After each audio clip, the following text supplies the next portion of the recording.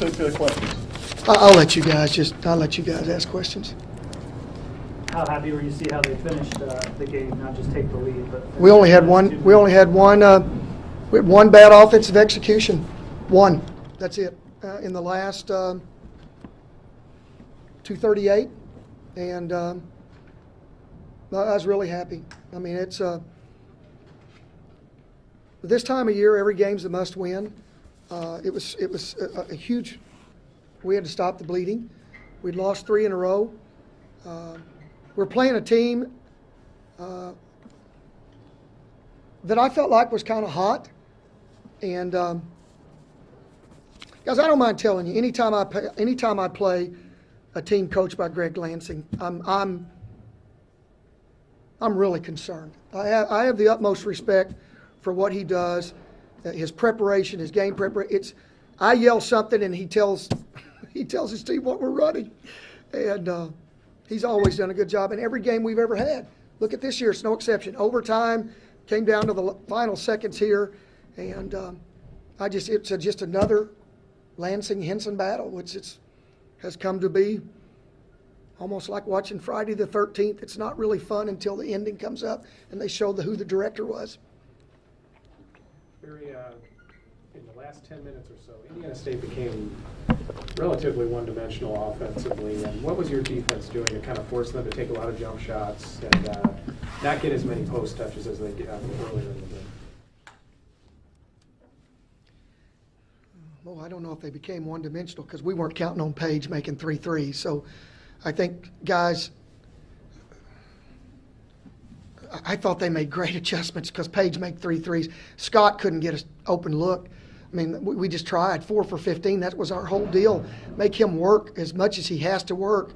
And I think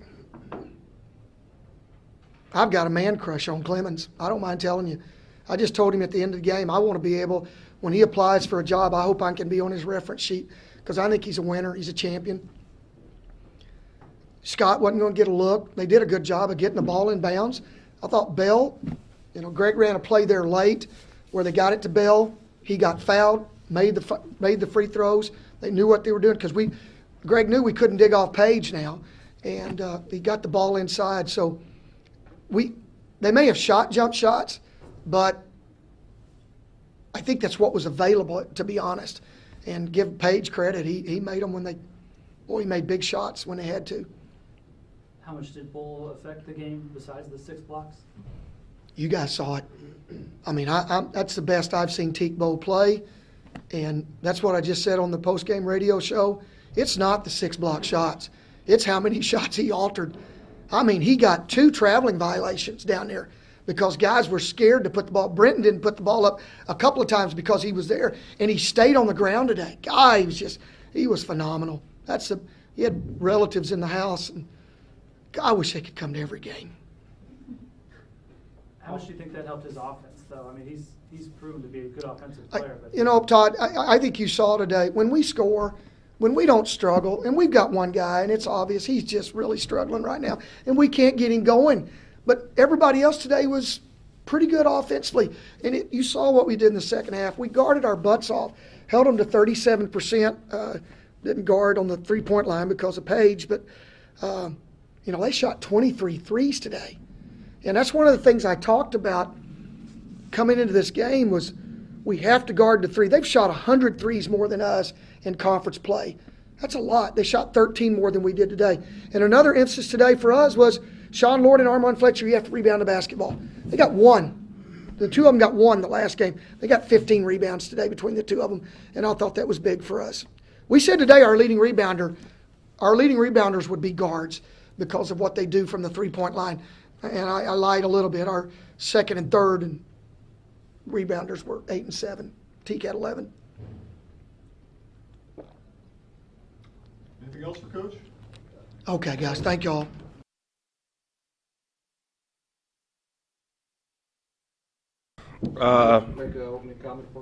First of all, it's always an honor to be a part of a game where your focus is on a horrible disease. Cancer's basically touched about everybody, and breast cancer. It's great to be a part of heightening that awareness, and really appreciate Natalie Overton for her efforts. Chad, obviously a good friend there at ServPro as a sponsor, and then Rick Bagnacci just lost his wife Amy, who was a good friend of a lot of us, and it's always good to see him here. So it's an honor to always be a part of those games. Another tough one for us. Guys were playing hard. Guys competed. We didn't at Loyola. Guys played hard and competed, but as I've always said, that's the minimum. That's what you should do all the time. But we're just finding ways to lose.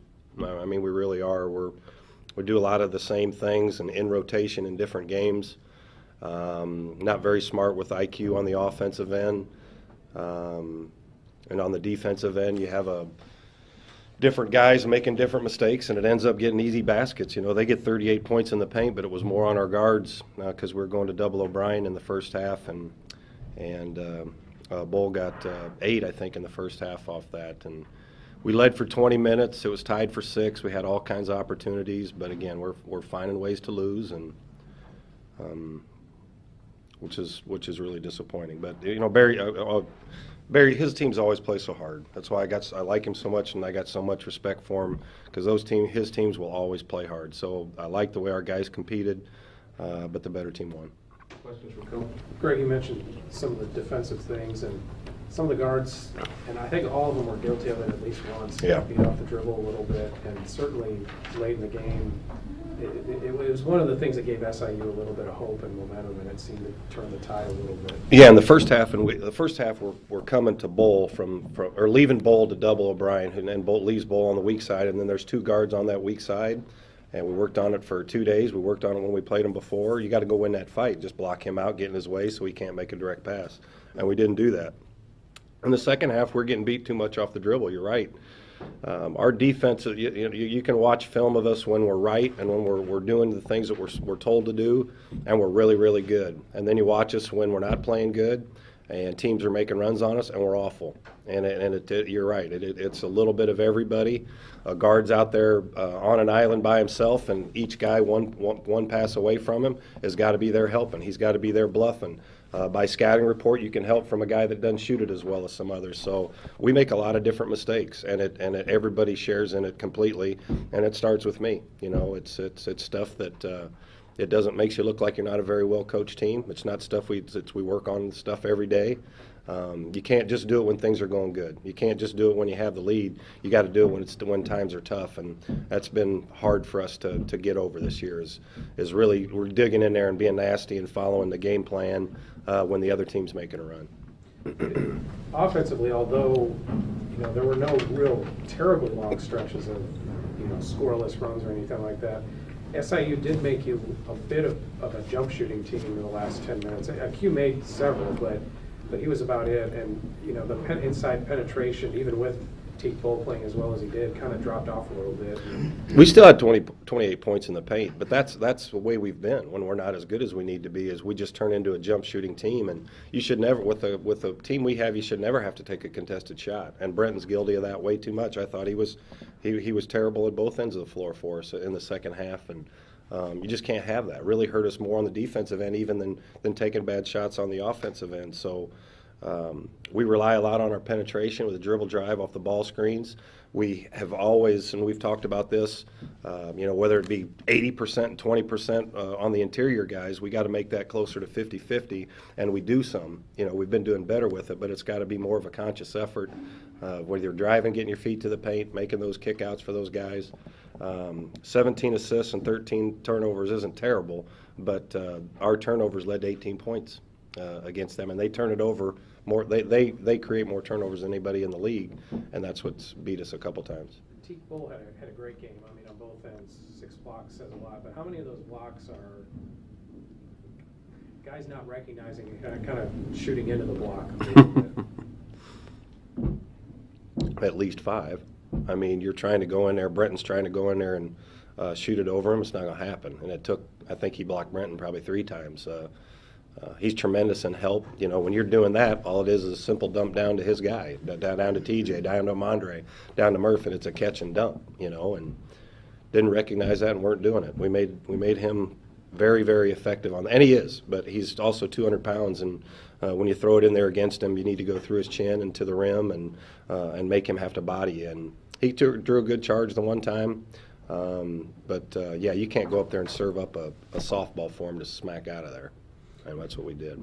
On the other hand, he was really good offensively for SIU. I mean, you guys did a better job in O'Brien certainly than you did down in Carbondale, but do you feel like SIU maybe got a little bit of momentum off of the way Teague was playing on the offensive end, because he hasn't typically been quite that.